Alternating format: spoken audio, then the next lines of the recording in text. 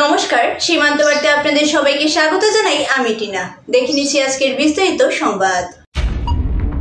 বিহুর আনন্দে মজলেন বিহু প্রেমীরা। বহাগী উৎসব আয়োজন হলো করিমগঞ্জে।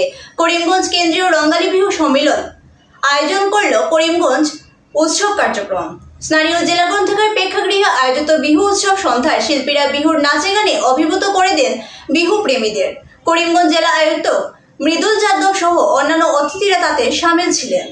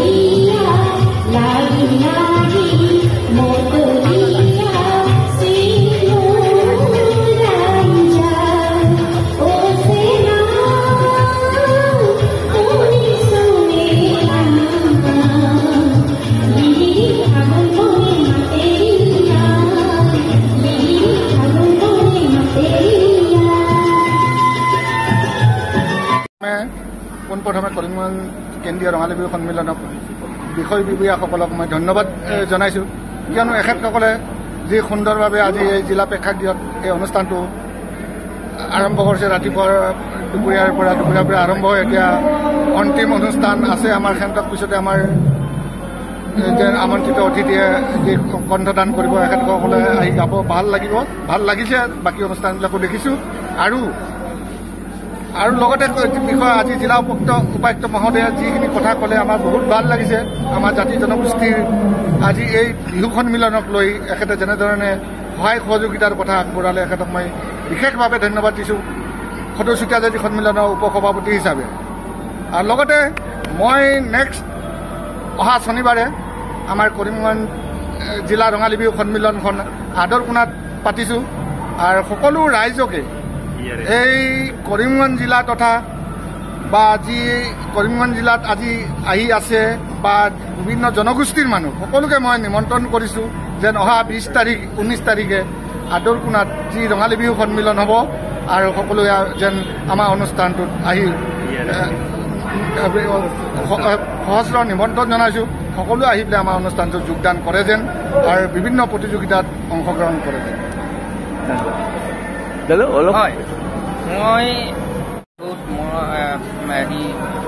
এডিত মই বহুত মানে শুভেচ্ছা জনাইছোঁ। কাৰণ আজি এই 2-3 বছৰ ধৰি আমাৰ কেন্দ্ৰীয় কৰিমগঞ্জ মানে সভাপতি কমিটিয়ে বহুত ধুনীয়া এটা পদক্ষেপ লৈছে।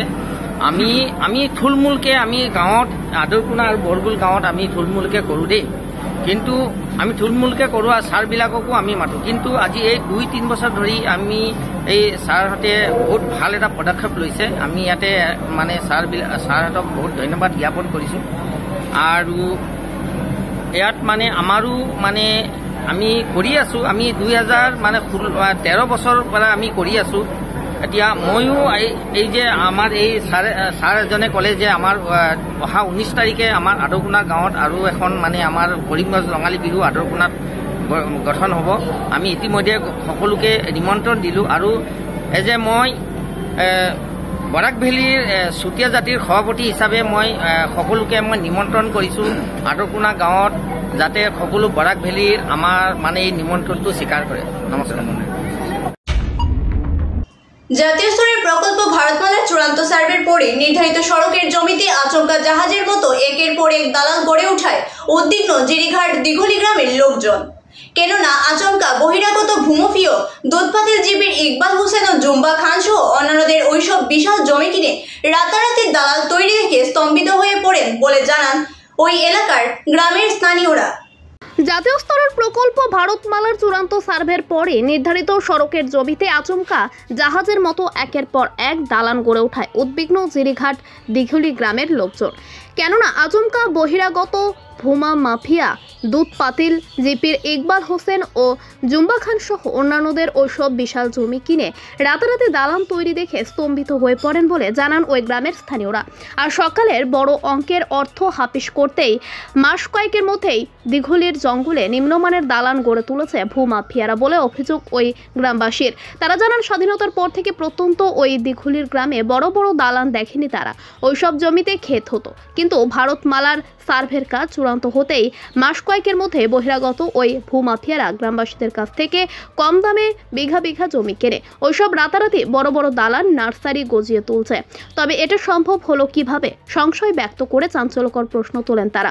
এর পেছনে সেটেলমেন্ট, জেলা প্রশাসন এমনকি লক্ষ্মীপুর বিজেপির ভূমিকা নিয়েও সন্দিহান ব্যক্ত করেন সচেতন জনেরা। সরকারের জাতীয় স্তরের উন্নয়নমূলক একটি বিশাল প্রকল্প বাস্তবায়নের পথে প্রতিবন্ধকতা সৃষ্টিকারীদের চক্রান্তের কার্যকলাপে কেন নীরব প্রশাসন বলে গুরুতর অভিযোগ সহ চাঞ্চল্যকর প্রশ্ন তোলেন গ্রামবাসীরা। তাদের কাছে ভূমি মাফিয়াদের প্রচ্ছন্ন মদতে কে বা কারা করছে প্রশ্নটি চর্চার কেন্দ্রবিন্দু হয়ে উঠেছে। কেননা ভারতমালা প্রকল্পের মাপজোক শুরু হতেই আরকাটিপুর থেকে শুরু করে মণিপুর সীমান্তবর্তী প্রত্যন্ত অঞ্চল জালিউড়া অবধি ওই ভূমাফিয়ারা সড়কের জন্য নির্ধারিত জমি কিনে শুরু করছে নানা ব্যক্তিগত প্রকল্পের কাজ। তবে চূড়ান্ত সার্ভের পর দালান নির্মাণের অনুমতি কিভাবে বের হলো, এতে ভারতমালার কাজ সুষ্ঠু ও শীঘ্রই সম্পূর্ণ হতে বিঘ্ন করবে বলে আশঙ্কা ও উদ্বেগ ব্যক্ত করেন সচেতন লোকজনেরা।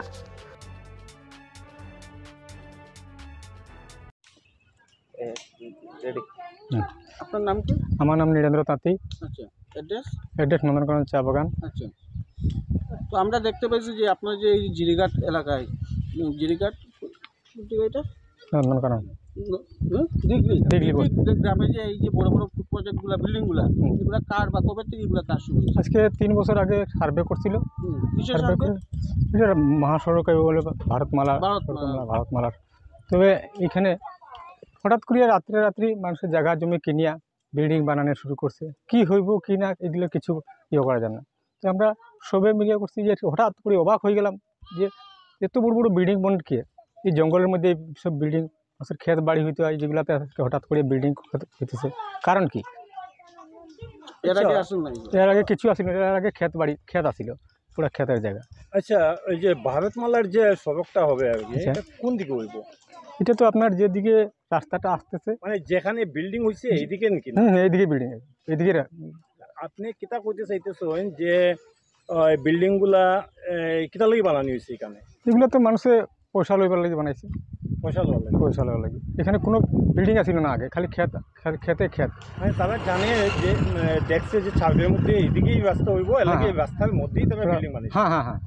রাস্তা বিল্ডিং কোন মানে এই ব্যাপারে আপনি যেহেতু স্থানীয় মানুষ আপনি একটু বিস্তারিত কোন আপনার দেখুন এই রাস্তাটা এদিকে রাস্তা আবার শুনতেই তারা বিল্ডিং বানানো শুরু করেছে রাতারাতি বিল্ডিং বানানো শুরু করে দিচ্ছে কারণ যেহেতু আপনার সোনামুদ্দিন একটা পরের এটা আপনার লক্ষ্মীপুরের মানুষ এরা কিনিয়ে বানাইতেছে আর বিক্রি করছে তো আমরা লোকাল দিগলি বস্তির একটা পেপারের নাম বলছে ইকবাল আছে জুম্বা খান আছে এরা এখানে একটা নার্সারি দেখলাম হ্যাঁ নার্সারিতে আপনার নার্সারিটা কবে হয়েছে এই গত কয়েকদিন আগে 2-3 মাস এটা জুম্বা খানের জুম্বা খান কোন জায়গার মানুষ বিন্দাকান্দির বিন্নাকান্দি থেকে ইয়া তাই নিকানো রাতারাতি মানে 2-3 মাস আগে এই নার্সারি এর উদ্দেশ্য কিতা আপনি কিতা মনে করেন রাস্তা হইব রাস্তার মধ্যে এখন দেখুন সরকারের রাস্তা বানাইতেছে এটা বানাইলে যদি তার 2-4টা পয়সা পায় দিগলি ছাড়া আর অন্যান্য জায়গায় এরকম বড় বড় প্লট কিনা হয়েছে আছে কোন জায়গা এটা উমেদনগর বস্তি দিগলি বাহাদুরপুর জিপির এরিয়া এইরকম কিতা বড় বড় বিল্ডিং বানাইতেছে মানুষের ঘর দুয়ার অন্য মানুষ বানাইছে আপনি কিতা করতে চান মানে যে সরকারের যে একটা স্কিম আইছে বা ভারতমালার যে রাস্তা হইব এই রাস্তা টাকা লুণ্ঠনের লাগিয়ে মানে বানাইতেছে আপনি কিতা কোনো মেসেজ দিবানি সরকারের এই ব্যাপারে হ্যাঁ ঠিক আছে পদক্ষেপ নেওয়ার কোনো মেসেজ দিবানি আপনি ঠিক আছে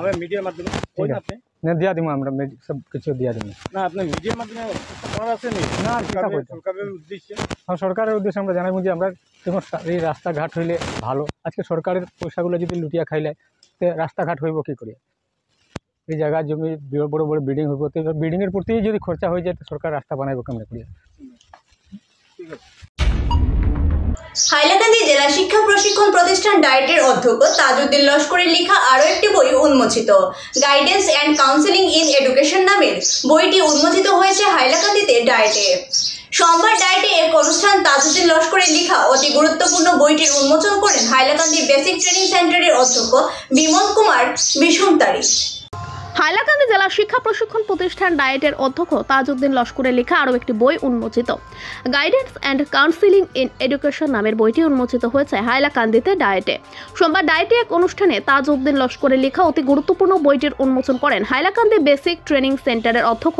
বিমল কুমার বসুমতারি অনুষ্ঠানে উপস্থিত ছিলেন বিএডের HOD doctor Khaliquzzaman Laskar senior lecturer Miftahur Rahman Chowdhury Anupama Neog Nurul Huda Chowdhury প্রমুখ বইটি উন্মোচন করে অনুষ্ঠানের অতিথিরা বইটির গুরুত্ব তুলে ধরেন বিশেষ করে বইয়ের লেখক ডায়েটের অধ্যক্ষ তাজউদ্দিন লস্করের ভূয়সী প্রশংসা করেন অনুষ্ঠানের অতিথিগণ guidance and counselling in education নামক বইটি লেখার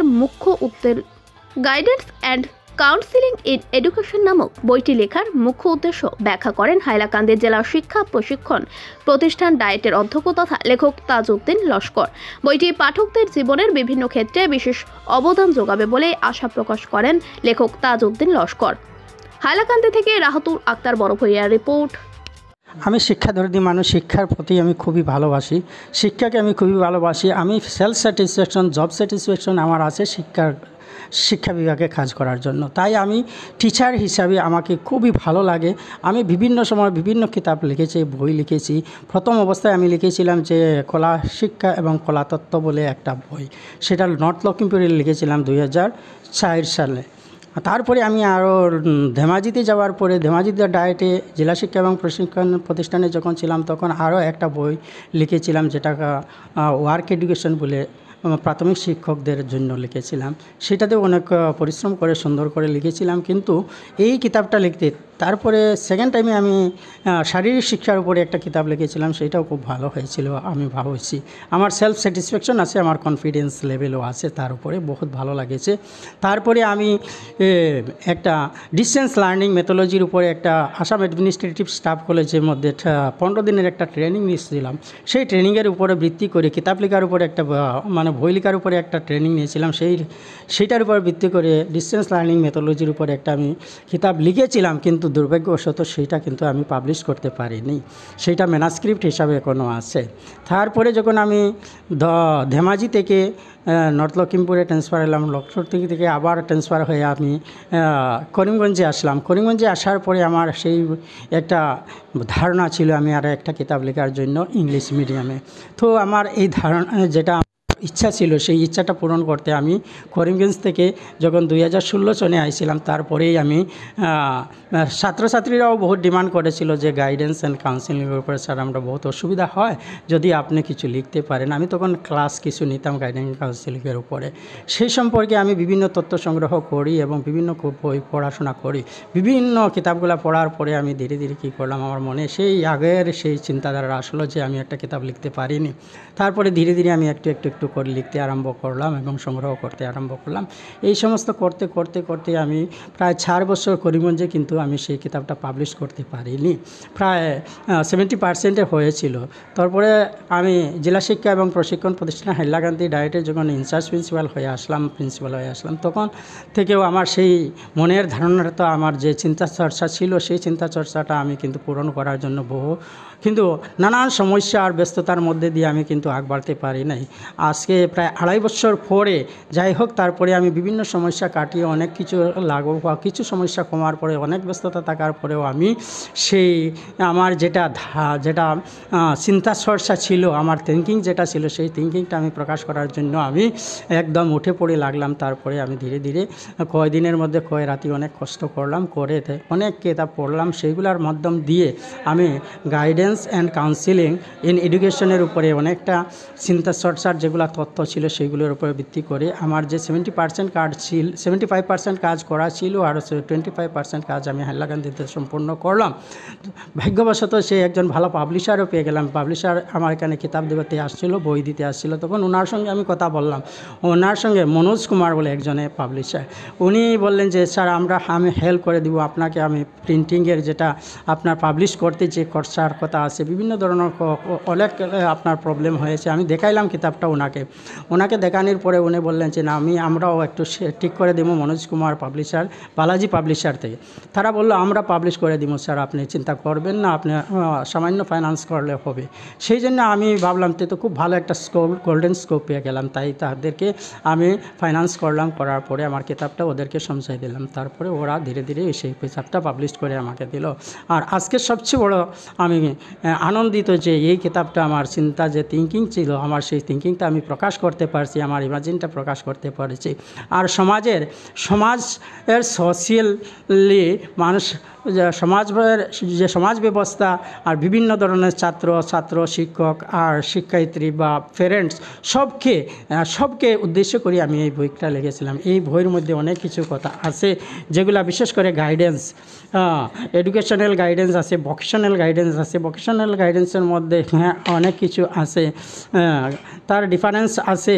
তারপরে জব অ্যানালাইসিস, জব স্যাটিসফ্যাকশন এ সম্পর্কে লেখা হয়েছে। এইগুলা guidance of education, guidance and counselling, বিভিন্ন ধরনের এইমস, অবজেক্টিভস, তারপরে guidance of tools techniques of guidance and culture counselling, guidance service counselling ইত্যাদির উপরে আমি বিভিন্ন ধরনের যেগুলো আমার টপিক আসছিল, সেই টপিকের উপরে আমি বিভিন্ন ধরনের তথ্যের মাধ্যম দিয়ে সেই গুরুত্বপূর্ণ করে অনেক কিছু ইম্পর্টেন্স দিয়েছি আমি সমাজ গঠনের উপরে। বিশেষ করে ব্যক্তি বিশেষের প্রত্যেকজন ব্যক্তি, এখানে প্যারেন্ট, টিচার, শিক্ষক, ছাত্রছাত্রী সবকে আমি উদ্দেশ্য করে নিয়ে লিখেছি এই কিতাবটা, যাতে সবার উপকারে আসে, যারা প্রত্যেকজনই সুন্দরভাবে যাতে এই কিতাবের মাধ্যম দিয়ে অনেক কিছু অনুপ্রেরণা পাইতে পারে, আরও সমাজে অনুপ্রেরণা পায় ওই যে হলিস্টিক ডেভেলপমেন্ট আর অলরাউন্ড ডেভেলপমেন্ট করার দিকে দিশা পরামর্শ করতে পারে, সেই দিকে আমি কোনো গুরুত্ব দিয়েছি। আর আশা করি আমি এই কিতাবটা যদি যারা রিডিং করে, তাহলে আমার সমাজের বিভিন্ন ব্যক্তিরা বা টিচার, স্টুডেন্ট বা ফ্যাকাল্টিজ প্রত্যেকে যদি পড়েন, তাহলে অনেক কিছু উপকৃত হতে পারবেন। আমি আশা করি, আমার কনফিডেন্স কনফিডেন্স আছে যে এই কিতাবের মাধ্যম দিয়ে আমি সমাজের অনেক কিছু অবদান বাড়াইতে পারবো, আর অনেক কিছু অবদান ওরা পাবে। আর সেই কিতাবের মধ্য দিয়ে তাদের সমাজ জীবন আর নিজের দেখা নিজের ব্যক্তিত্ব ফুটে তুলতে খুব সক্ষম হবে, লাইফ স্কিল ডেভেলপড হবে, বিভিন্ন ধরনের কলা কৌশল, টেকনিক, টুলস, প্রিন্সিপল ইত্যাদির উপরে নিজের চিন্তাধারার বিকাশ ঘটাতে পারবে।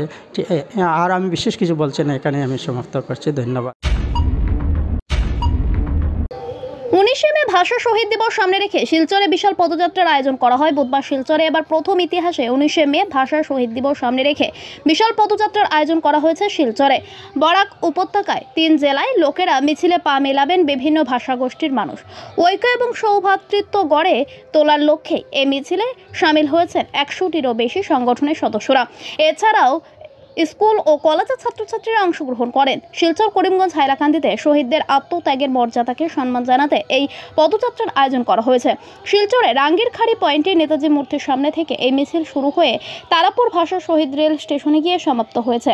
মাতৃভাষা ও প্রতিটি ভাষার মর্যাদা রক্ষার ক্ষেত্রে এই পদযাত্রার আয়োজন করা হয়েছে। বিভিন্ন ভাষাগোষ্ঠীর মধ্যে এক সৌভ্রাতৃত্বমূলক সম্পর্ক গড়ে তোলা হবে এই মিছিলের লক্ষ্য। এই পদযাত্রায় 100টি সংগঠনের সদস্যরা অংশগ্রহণ করেছেন।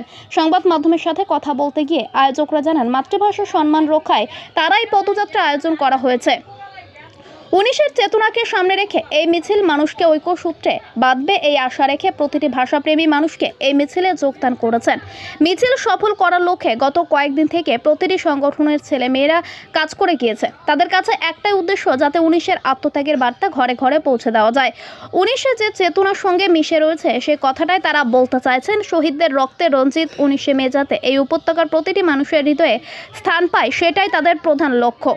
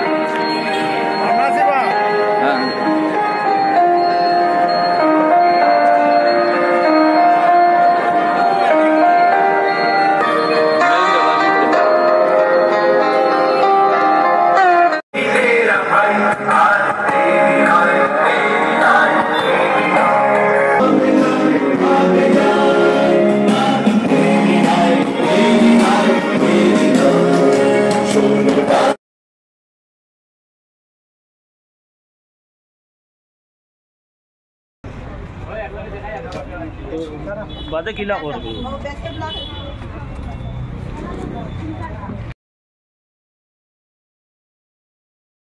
জিন্দাবাদ 19 তোমায় আমরা ভুলিনি ভুলবো না 19 তোমায় আমরা ছাত্র সমাজ ডাক দিলে এর থেকে বড় পদযাত্রা আমরা করতে পারবো। বন্ধুগণ, আমরা ঐক্যবদ্ধ আজকের দিনে আমরা ঐক্যবদ্ধ হয়ে বলে দিতে চাই যে ছাত্র সমাজ সুশীল সমাজ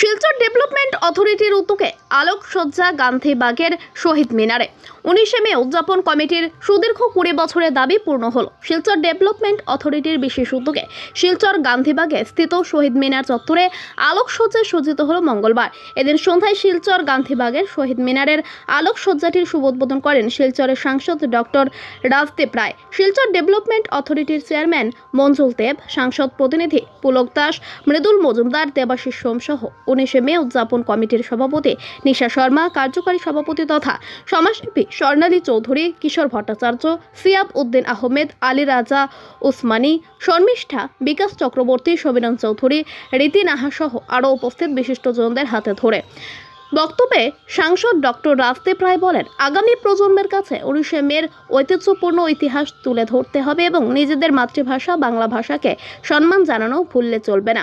শিলচর ডেভেলপমেন্ট অথরিটির চেয়ারম্যান মঞ্জুল দেব বলেন, আজকের দিনটি খুবই গুরুত্বপূর্ণ দিন।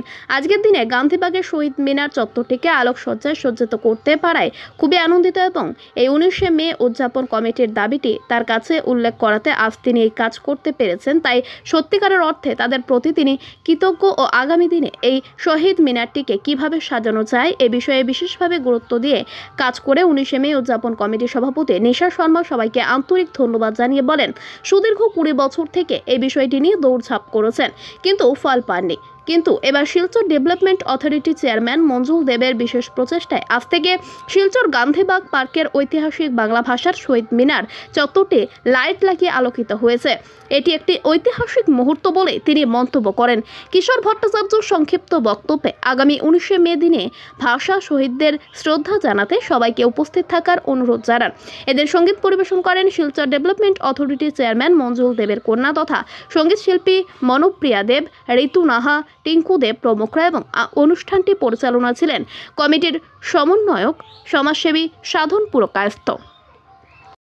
19শে মে উদযাপন কমিটি সমস্যাকে আইডেন্টিফাই করে কোথায় যেতে লেগেছে এটা তারা আইডেন্টিফাই করতে পেরেছেন, তার জন্য তাদেরকে আমি প্রথমে ধন্যবাদ দিই যে আপনারা একটা সংস্থার কাছে গেছেন, সেই সংস্থাই আপনাদের কাজ করে দিয়েছে। আমি আপনাদের হয়ে এবং শিলচরের জনগণের হয়ে এবং 19এর চেতনার যারা নিয়ে লড়েছেন কিংবা এখনো সেই চেতনাতে নিজের জীবনযাপন করছেন তাদের হয়ে আজকে মঞ্জুল দেব শিলচর ডেভেলপমেন্ট অথরিটির চেয়ারম্যানকে আমি ধন্যবাদ দিতে চাই যে আপনি এটাকে তাদের সঙ্গে মিলে হাত বাড়িয়েছেন এবং যতই অর্থ আপনার দরকার পড়েছে আপনি সেটা না বলে এটাকে করেছেন।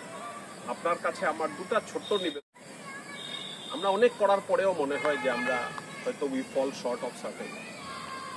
এই জায়গাটাকে আমরা মানুষের জন্য উৎসর্গ করতে হলে তাদের অবাধ আনাগোনা করার জন্যই জায়গাটাকে আরো সুন্দর করতে হবে।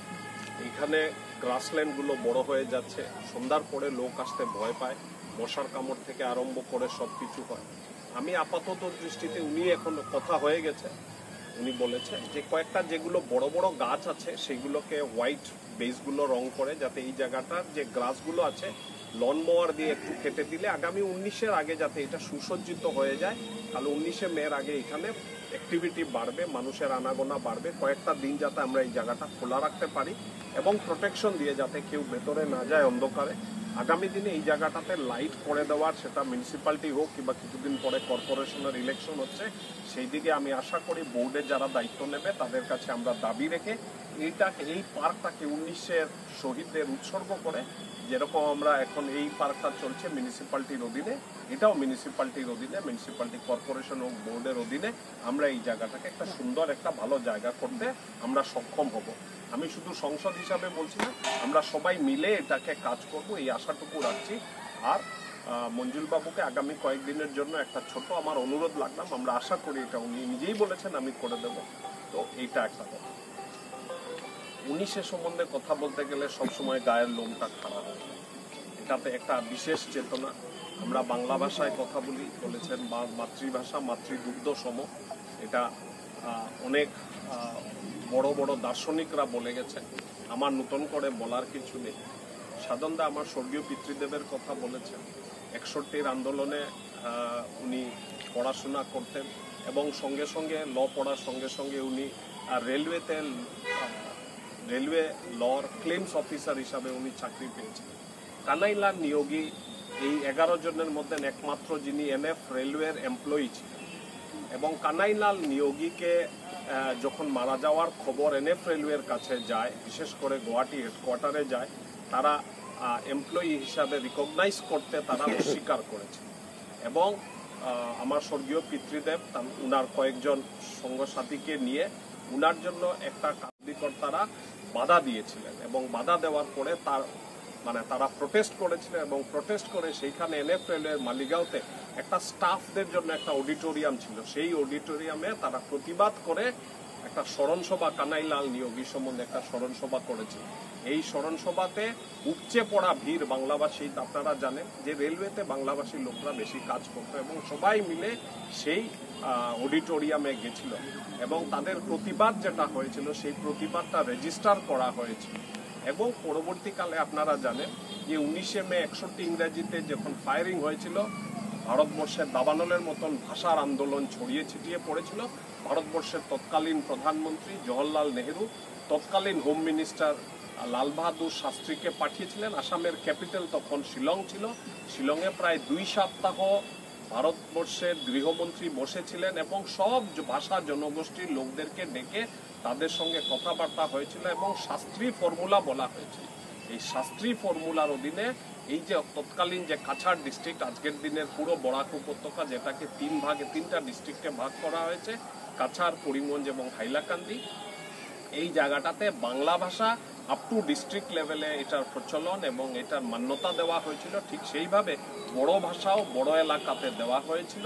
তো আমরা এগুলো ইতিহাস অনেকে যারা সেই সময়ে ছিল তারা জানে, কিন্তু একটা আমার মনে হয় যে আমি 19 উদযাপন কমিটির কাছে আমার নিবেদন থাকবে, আজকালকার বাচ্চাদেরকে আমরা ঠিক সেইভাবে 19 মে সম্বন্ধে তার ইম্পর্টেন্স, তার চেতনা সম্বন্ধে আমরা এখনো তাদেরকে অভিভূত করতে পারিনি, তাদেরকে তাদের যেগুলো জানা দরকার সেটা করতে পারিনি। আমি আশা রাখবো আপনারা এটাতে উদ্যোগ নেবেন, কিভাবে করবেন না করবেন সেটা আপনারা ঠিক করবেন, এবং দরকার লাগলে আমরা সবাই মিলে সেটাতে উদ্যোগ নেব, যাতে পরবর্তী প্রজন্ম যারা আছে তারা বাংলা ভাষার ইম্পর্টেন্স, ভাষার জন্য দেশ হয়েছে, ভাষার জন্য শহীদ হয়েছে। পৃথিবীর কোথাও এরকম ইতিহাস নেই যে ভাষার জন্য শহীদ হয়েছে, শুধু বাংলা ভাষাতে এরকম শহীদ হয়েছেন। বাংলাতে পরবর্তীতে বাংলাদেশ হয়েছে 71-এ। তো আমাদের ভাষার একটা ঐতিহ্য আছে। পৃথিবীর বুকে যত ভাষা আছে, we are the 4th largest linguistic group in the world after Hindi, Chinese and English. তো আপনাদের এই কথাগুলো বুঝতে হবে। আমরা যারা বাংলায় কথা বলি তারা পৃথিবীতে আমরা 4 নম্বর না, যে আমি বাংলায় কথা বলি বলে আজকে দিল্লি, বোম্বে, কলকাতা, ভারতবর্ষের অন্যান্য জায়গা, পৃথিবীর অন্যান্য জায়গায় গিয়ে আমি কথা বলতে পারবো না। আমার সৌভাগ্য হয়েছে আমি লন্ডনের মতন জায়গাতে গিয়ে আমি বাংলা ভাষায় সাইনবোর্ড এবং পোস্টার এবং এরকম জায়গা আছে যে খাওয়ার রাস্তা সব সাইনবোর্ড বাংলা ভাষায় লাগে। যদিও সেখানে বাংলাদেশের, ওয়েস্ট বেঙ্গলের, শিলচরের অনেকের লোকরা এখানে আছেন, কাজ করছেন, এগুলো দেখে গর্ব হয়। ভাষা তো আমাদের, সেটা অন্য দেশে থাকতে পারে। তো যাই হোক, আজকে আমি আবারও উদযাপন কমিটি, 19 মে উদযাপন কমিটি অ্যান্ড শিলচর ডেভেলপমেন্ট অথরিটির চেয়ারম্যানকে আবারও ধন্যবাদ জানিয়ে, আমার মিডিয়ার বন্ধুদেরকে ধন্যবাদ জানিয়ে, আমি সবাইকে আবারও তাদের নমস্কার জানিয়ে এবং 19 মের 21 জন শহীদকে সবাইকে আমি আমার নমস্কার জানিয়ে, শিল্পীরা যারা গান গেয়েছেন তাদেরকে অফুরন্ত ধন্যবাদ জানিয়ে আমার বক্তব্য এখানে শেষ। আগারগাছ বেচা কেনাকে কেন্দ্র করে ধুমধুমা, থানায় মামলা, পাল্টা মামলা, তদন্তে পুলিশ। আগর গাছ বেচা কেনাকে কেন্দ্র করে ধুমধুমার কাণ্ড, থানায় মামলা পাল্টা মামলা, তদন্তে পুলিশ। এমন ঘটনা উত্তপ্ত উত্তর ত্রিপুরা জেলার কদমতলা থানাধীন বড়গোল গ্রামের জুলাই বাসা এলাকা। জানা গেছে কয়েক বছর পূর্বে বড়গোল গ্রাম পঞ্চায়েতের 5 নং ওয়ার্ডের জুলাই বাসা এলাকার বাসিন্দা আব্দুল হক, পিতা মৃত আব্দুল রাজ্জাক, প্রতিবেশী আলতাফ হোসেন, পিতা মৃত ছয়াব আলী এর নিকট মূল্য ধার্য করে 10টি আগর গাছ বিক্রি করেন। পরবর্তীতে বিক্রি করা আগর গাছ নিয়ে উভয় পক্ষের মধ্যে মনোমালিন্যতা দেখা দেয়। ক্রেতা আলতাফ হোসেনের দাবি করে বসে সে নাকি 93টি আগর গাছ ক্রয় করেছে। এ নিয়ে মামলা পাল্টা মামলা রুজু হয় কদমতলা থানায়। একাধিকবার গ্রাম্য সালিশি সভার মাধ্যমে ঘটনাটি মীমাংসা করার চেষ্টা করা হলেও তা নিষ্পত্তি হয়নি। পরবর্তীতে কদমতলা থানার পুলিশের সহযোগিতায় থানাতেই জুলাই বাসা এলাকার বিশিষ্ট ব্যক্তিত্বদের নিয়ে উভয় পক্ষের মীমাংসা বৈঠক হয়। বৈঠকে ক্রেতা আলতাফকে 12টি আগর গাছ দিয়ে দেবার সিদ্ধান্ত নেওয়া হয়, কিন্তু তাতে ক্রেতা রাজি হলেও পরে সে রাজি হয়নি। অবশেষে রবিবার 12 মে সকাল আনুমানিক 9:15 নাগাদ দলবল নিয়ে ক্রেতা আলতাফ গৃহস্থ আব্দুল হকের বাড়িতে প্রবেশ করে বাড়ির লোকজনদের ঘরে আটকে রেখে অবাধে আগর বাগান থেকে আগর গাছ কাটতে শুরু করে বলে অভিযোগ। এদিকে গৃহস্থের স্ত্রী ফাতিমা বেগম জানান, বন্ধ ঘর থেকে স্বামী স্ত্রী কোনো মতে পেছনের দরজা দিয়ে বেরিয়ে কদমতলা থানার শরণাপন্ন হলে পুলিশ ঘটনাস্থলে ছুটে আসে। ততক্ষণে কেটে নেওয়া আগর গাছের একটা অংশ তারা নিয়ে যায়। পরে পুলিশ কেটে রাখা আগর গাছের বাকি অংশ থানায় নিয়ে যায়। অভিযোগ, তাদের বাড়ি থেকে মোট 55টি আগর গাছ কেটে নেওয়া হয়েছে, যার মূল্য 20 লক্ষ টাকা বলে ফাতিমা বেগমের দাবি। এ মর্মে গৃহস্থ আব্দুল হক কদমতলা থানা, ধর্মনগর মহকুমা পুলিশ আধিকারিক ও জেলা পুলিশ সুপারের কাছে আলতাফ হোসেন, আব্দুল মুমিন, রফিক উদ্দিন ও সেলিম উদ্দিন নামের 4 জনের বিরুদ্ধে লিখিত অভিযোগ জানিয়েছেন। সাথে লিখিত আকারে কদমতলা বন দপ্তরকেও ঘটনাটি অবগত করেন। অপরদিকে স্থানীয় এলাকাবাসীরা জানান, পুলিশ তদন্ত করে গোটা ঘটনা নিষ্পত্তি করুক। যদি কেটে নেওয়া আগর গাছগুলি ক্রেতা আলতাফ হোসেনের ন্যায্য পাওনা হয় তাহলে তাকে দেওয়া হোক, অন্যথায় গাছের মালিককে হস্তান্তর করুক পুলিশ। পাশাপাশি কদমতলা থানার সাব ইন্সপেক্টর তথা এই মামলার তদন্তকারী অফিসার সঞ্জীব সরকার জানান, লিখিত অভিযোগ মূলে স্থানীয় থানায় 31 নম্বরের ভারতীয় দণ্ডবিধির 448, 325, 354, 427, 34 ধারায় মামলা দায়ের করা হয়েছে। এখনো পর্যন্ত কাউকে আটক করা হয়নি। পুলিশ গোটা ঘটনায় তদন্ত শুরু করেছে।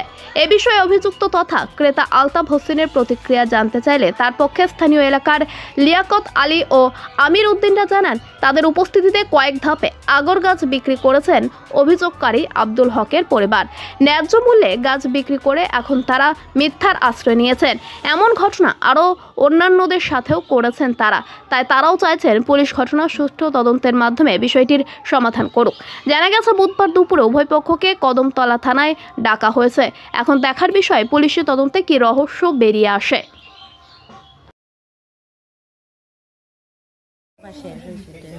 মানে কিতা শেষ হয়েছিল?